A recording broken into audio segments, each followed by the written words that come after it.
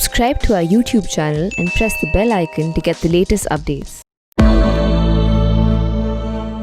I'm with Pavan Verma, former Member of Parliament of the Janata Dal United, man of letters, author, diplomat, has written 24 books, was associated with Nitish Kumar's party, no longer, and with Mr. Desh Ratan Nigam, senior counsel at the Supreme Court, associated with the RSS. Neither of you members of Parliament, but both very keen observers of the evolving political situation. Gentlemen, welcome to The Print. Thank you. Thank you. Thank you. We are discussing the burning issue today, which is the recently concluded Parliament session, less than 24 hours ago. Rajya Sabha has been adjourned sine die, and the Lok Sabha has also ended a very short session because of the COVID situation, a lot of people falling ill, getting infected. Your first comments, both of you, on the session which has just gone by, where an amazing 25 bills have been passed by Parliament. Very short but very productive session. Mr. Verma, you first. No, I'm happy the government passed 25 bills. I think they could have passed more if they did not have the burden of an opposition at all. The simple truth is that if Parliament is reduced to becoming a rubber stamp for the legislative business of the government, without sufficient time for discussion. And this became particularly evident with the bill relating to the farmers, which I think was passed in a manner that illustrates a larger malaise, which is that the government believes that it has an agenda, whether it's legislative business or otherwise, to implement. And it is using its brute majority in the Lok Sabha and its often managed majority in the Rajya Sabha to go ahead with passing bills. Whereas in a democracy, even if you are able to pass the bill, there has to be time for reflection, for discussion, for amendment, for consultation with stakeholders, because this is a very important legislation. So in my view, increasingly we are seeing, and I will like to elaborate upon this, a general milieu wherein the government is unilateralist in its approach. In other words, it would like as far as possible to minimize dissent or deviation from its known intent and wishes to go ahead with it in any way possible. Right. Mr. Nigam, strong words from Mr. Verma, undemocratic, lack of reaching out, and the government not willing to acknowledge dissent. What are your comments? See, the fact is these are very unusual times, pandemic times, and legislative work cannot wait. We have already seen adjournments and postponements of the monsoon session for a very long time. And therefore, this legislative work had to be done. And the difference today as compared to the coalition years is that coalition years people were unable to pass these laws because they didn't have a clear mandate. Today, the government has a clear mandate and has been able to manage very well in Rajya Sabha. So obviously these bills had to be rushed through, not exactly rushed through, because if you look at the productivity of the Lok Sabha, highest in the history. But they were rushed through, Mr. Nigam, weren't they? Because, if you remember, we saw the scenes of the Deputy Chairman, Harivanshji, in the chair when the opposition was on its feet asking for postponement just by 24 hours and sending it perhaps to the select committee. But the chair did not allow that to happen, and it was, in a sense, rammed through. See, let me tell you once again, what happened in Rajya Sabha was very shameful, and appropriate action was taken under the rules and conduct rules that are available. So nothing illegal or unconstitutional about it. And the opposition knew it didn't have members, especially more than a dozen members of the Congress not being there, absent in the Rajya Sabha. So they didn't want any voting. The opposition never wanted voting because they knew the fate of their, opposition. And then, trying to uproot microphones, tearing rule books, and then the kind of behavior we saw. It So is that very was unacceptable on the part of parliamentarians doing and something or trying to. and Jyoti, the way democracy works in a parliament is through majority voting. Please understand, and it's always been the case. The matter was discussed in Parliament threadbare, and the majority wanted to pass the bills, and that is what one has to accept. These are not coalition years where the parties were dependent and they were not allowed to function properly. Even the majority stakeholders were not allowed to function properly. Here they have a clear mandate and they will have to face the consequences of these mandates. These bills have to be implemented, and if there is a problem during implementation, amendment route is always open, and this has always happened in the last 70 years. The Right. functioning of the law creates, new problems, new challenges, and they have to be met. Mr. Verma, the fact that the government has a majority, and even in the Rajya Sabha on Sunday, when we saw some of the opposition members, 8 of whom got suspended, Derek O'Brien of the Trinamool Congress, who tried to tear the rule book. Others jumped upon the Secretary General's table, tried to sort of manhandle some of the marshals. I mean, those scenes, that's not, the Rajya Sabha is not the place for that, isn't it? I am the first person to condemn this kind of unruly behavior in Parliament. I can say with a clear conscience that in my years in Parliament, I have never gone into the well. It's not a badge of honor, but it's just, in my view, against parliamentary decorum. That is one part of it.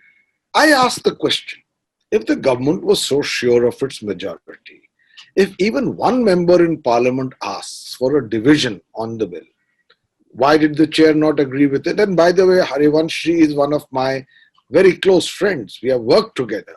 We sat together next to each other in Parliament. This is not about personalities or individuals. It's But about the government did have the numbers, Mr. Verma. It's not as if the government did not have the numbers. Therefore, if the government thought that it had the numbers, and if even one member of the opposition asks for a division on that bill, the chair is duty bound as per the current rules of procedure of Parliament to concede that point of view. Secondly, the extension of time of this particular session beyond 1 o'clock. It's a well-known fact that you do so by taking the sense of the House after consulting with the leader of the opposition. It is not done unilaterally. There is no reason necessarily for the government to feel so insecure and attack democratic precedents that have been laid down. Thirdly, if, for instance, on a bill of such import where farmers have been agitating across the country, even if their government feels it's good for them, they have been protesting for it.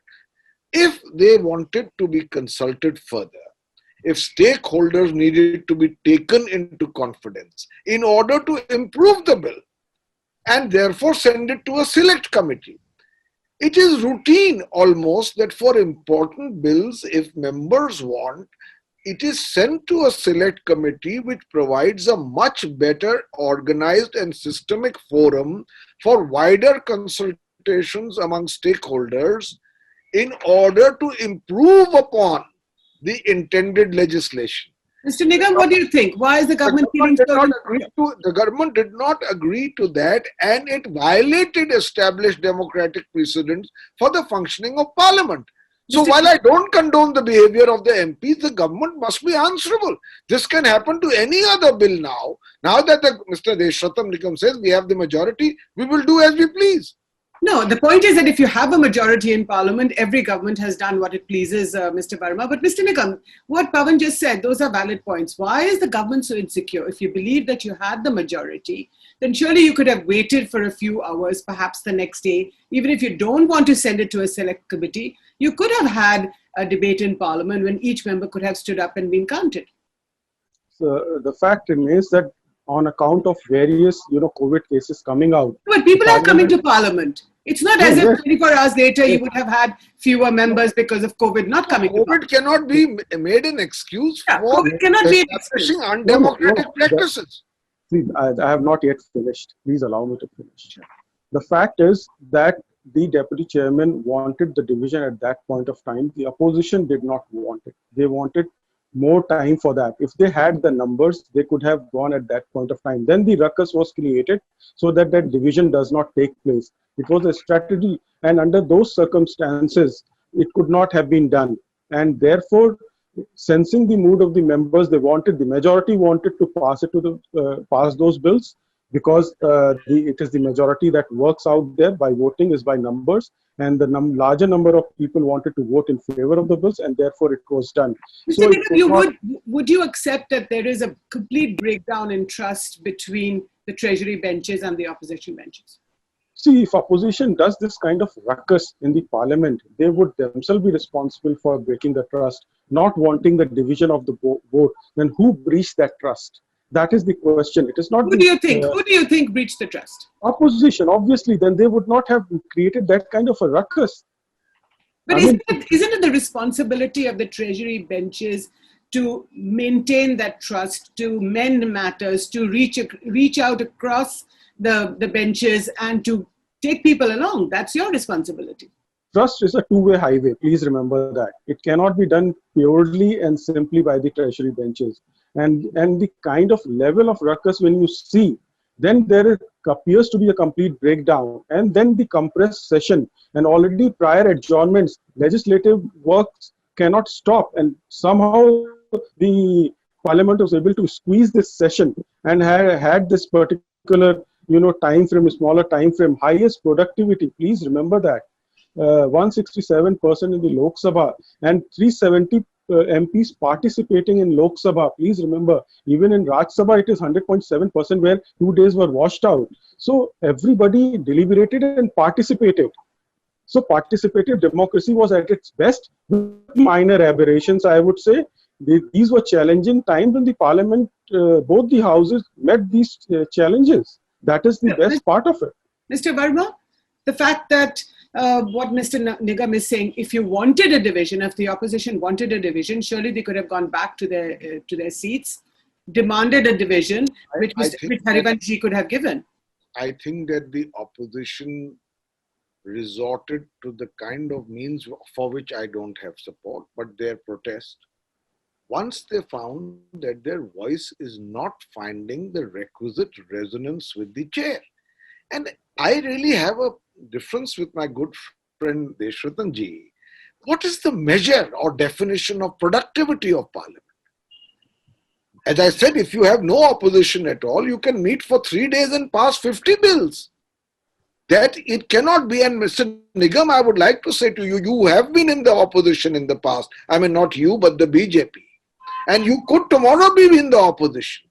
Let there not be a situation in any democracy where the ruling party believes that on the basis of the numbers that they have, even if they can pass bills, they will not go through the democratic process of consultation, discussion, debate, amendment as required in the best interests of the country. And I want to link this fact to some larger developments which worry me as a citizen. Like what? The indiscriminate use of the UAP, the PSA, the NSA, to stifle dissent, to slap cases without warrant and without the provision of bail against people who apparently or seemingly speak out against what the government feels is right.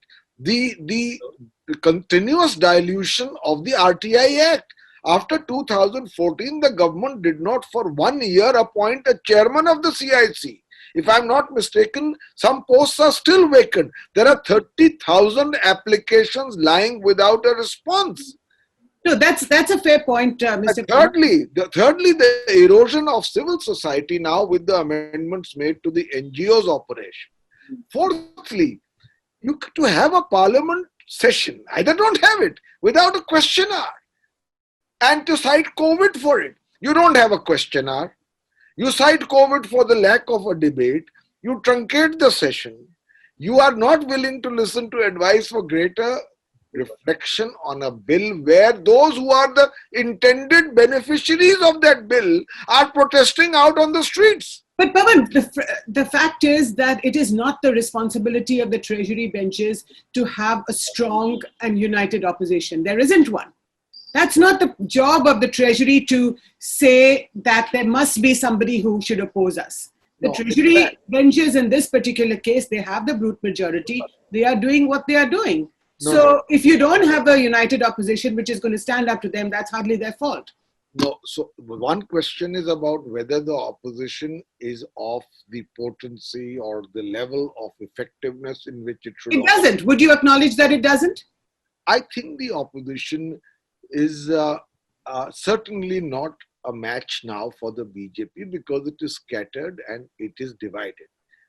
Given that, I say to you that Parliament functions according to certain established norms which are crystallized in a rule book. If members say, even if they don't have the numbers to outvote the bill, that listen, in the best interests of the country and the farmers for whom you are bringing this bill, given the level of protests on the ground by the farmers themselves, I mean a cabinet minister of their longest ally resigned from the government on this bill. Right. So therefore, if it goes to select committee, what's the harm? I have been a member of several select committees. They are, in my view, a very efficient forum for wider discussion and debate and an improvement of a legislative agenda. Now, your government doesn't agree to that. It extends the timing of the session without taking the sense of the House. It will not wait for the next day, but extends the timing of the House unilaterally and then passes the bill straight away. So it's not setting the right precedent for a democracy, even if, let us assume for the moment, for the sake of argument, that you had the majority. Because Parliament does not function on this basis. And it is part of a larger atmosphere in which there is an impatience. There is an institutional impatience against those who have dissenting voices. And I want to say to Mr. Desh Ratan Nigam, what tradition are we banking upon? The Brahma Sutras are our foundational texts. Please read them, Mr. Desh Ratan Nigam. I'm sure you have. I think the fact that, let me finish, Jyoti. Inside that document, which is part of our foundational text along with the Upanishads and the Gita, every page will have the view of the opponent, the one who is opposing the main thesis you are putting. This is the milieu of debate and discussion, the tradition of which we are legatees. We cannot be reduced to a banana republic. I think you're putting a lot on the shoulders of Desh Ratan Nigam, Mr. Desh Ratan Nigam, on not just him or on his party or on the RSS. But I have two questions for you, Mr. Nigam. The first is that the NDA, the government's oldest ally, the Akali Dal, has withdrawn from the Farmers' Bill, has withdrawn from cabinet. They remain in the coalition, of course. That's the first. Aren't you embarrassed about that?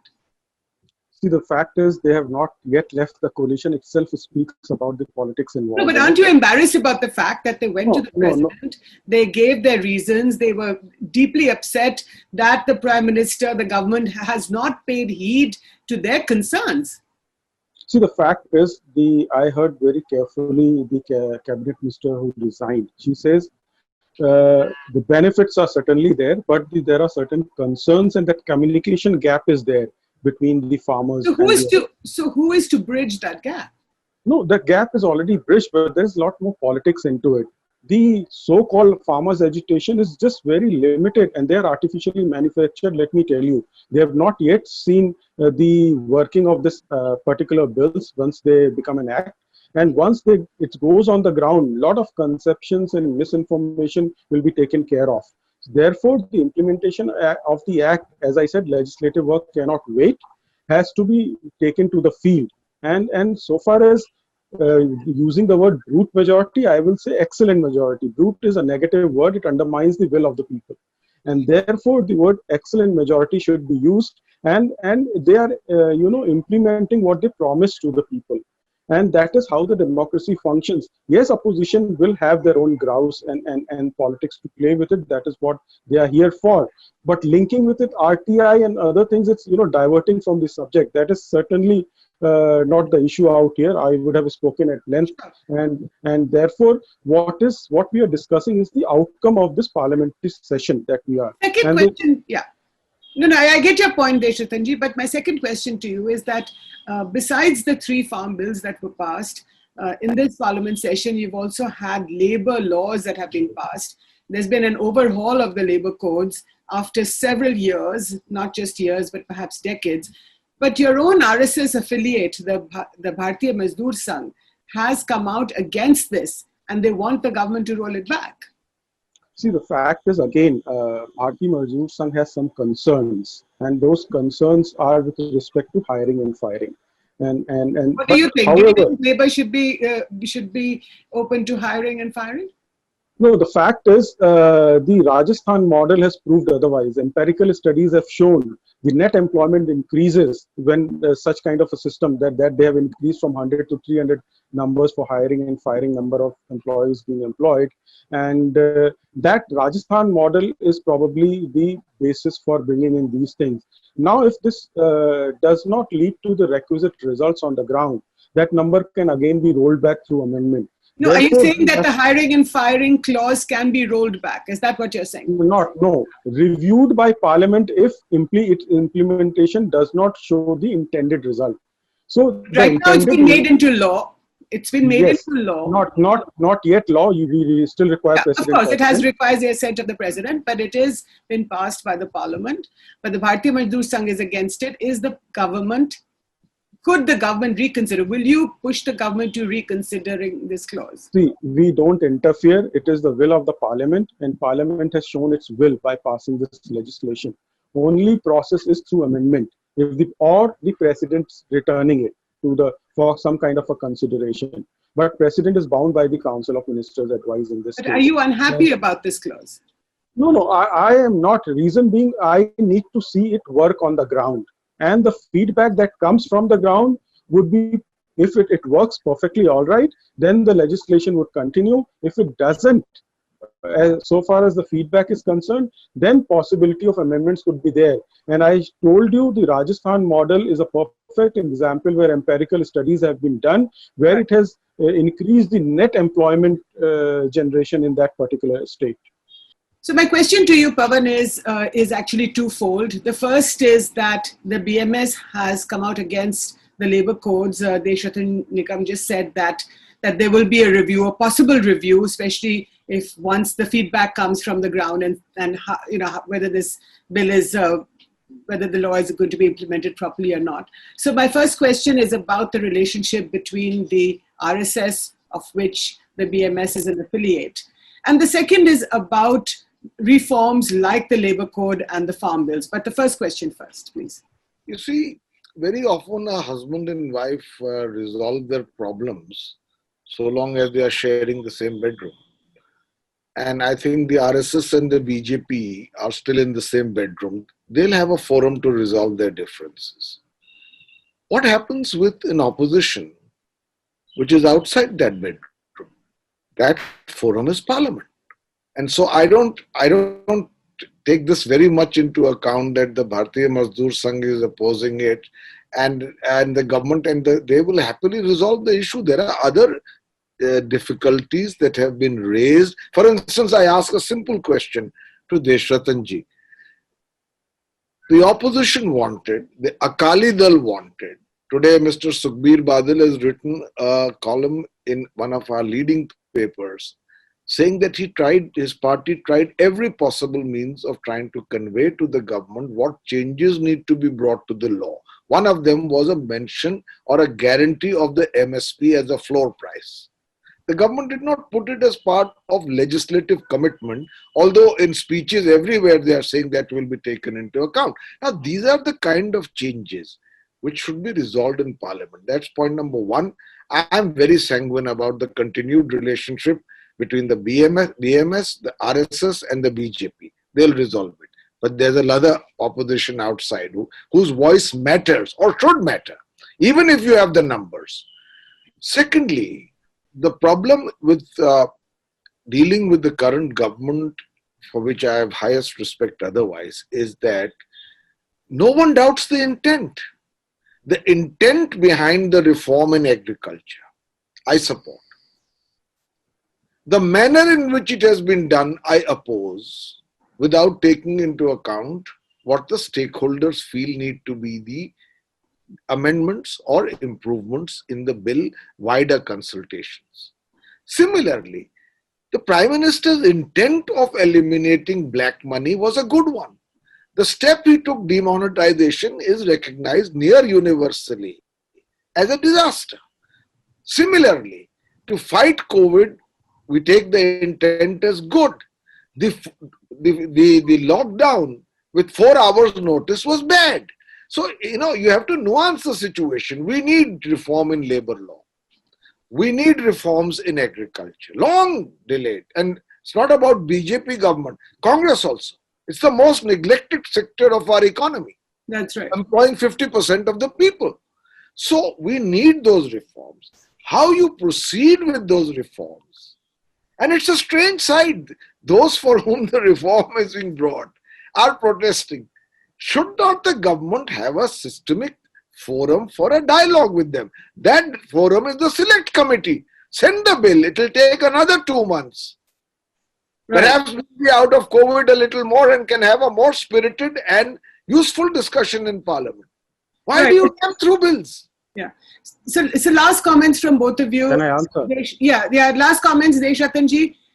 My other question is that both, apart from the Akali Dal withdrawing from the cabinet, your other ally, the Biju Janata Dal, also wanted the farm bills to be sent to the select committee. But last comments. See, the fact is, voice of the opposition does matter, and the voice of opposition was heard in both the houses of parliament. That is the forum. What Pavanji is saying, the intention and objective is good, the process is bad. The process was conducted in the parliament the way it should have been, and everybody participated, with 58% people participating in as opposed to 28% in the past. So participation was the highest in these bills. And there was the opposition was missing. The opposition was missing, Desh Ratan ji. That's the only problem. So, afterwards, initial days they were there, and therefore it is the duty of the opposition to remain inside the parliament when these discussions are taking place. That is where they are doing grave injustice to the will of the people who brought them and elected them and brought them to the parliament. And to say that stakeholders have not been discussed, have been consulted, is a presumption, is a misplaced presumption, because government has a mechanism of having the feedback through various MPs, ministries, and bureaucrats, and the various unions. And after that, they come to a conclusion. It is not that it has been brought out of air suddenly. Right. Presumption is an absolutely misplaced presumption. And therefore, intention is good. The process has been adhered to. Yes, it has not gone to select committee. It has in the past also many bills have not gone to the select committee. So that cannot be a ground for holding the legislative work. And Parliament must do its legislative work as soon as possible and in time. And yes, the working of the bills in the past have shown the law. It has shown that amendments can be brought in due course of time if the feedback is appropriate. Right. Mr. Verma, last comments. I will just reply to Desh Ratan ji, if you will allow me, with an Urdu couplet. Usi ka shehar. Sanskrit would have done fine for me. Both Sanskrit and Urdu are Indian languages, so I think we could. So is English, by the way, in which we are speaking right now. I wanted Pavanji to make an exception this time.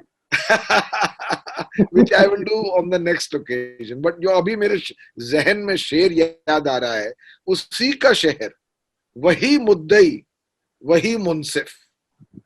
उसी का शहर, वही मुद्दई, वही मुंसिफ. मुझे यकीन है मेरा कसूर निकलेगा. In a democracy, Desh Ratan ji, let us have a little more openness and transparency and discussion and debate. And if I may add, with great respect, humility for another point of view. On this note, gentlemen, Mr. Pavan Verma. Let me just finish.